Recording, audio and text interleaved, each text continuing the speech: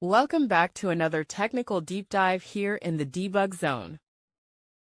Today we're tackling a big question and breaking it down with insights from other users. Hopefully this clears up some misconceptions and helps you get the answer you need. So buckle up, stay a little curious, and let's jump right in.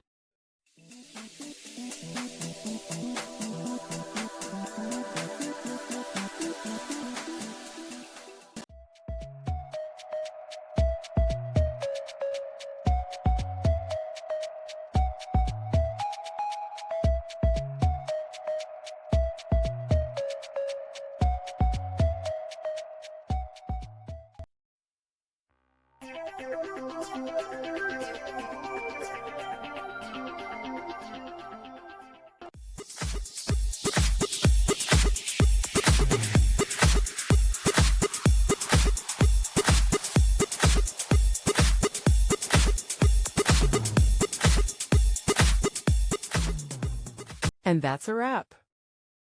I hope you found the answer you were looking for. If you did, take a second to hit that subscribe button. It really helps out.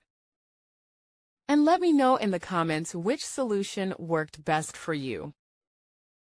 See you next time in the debug zone.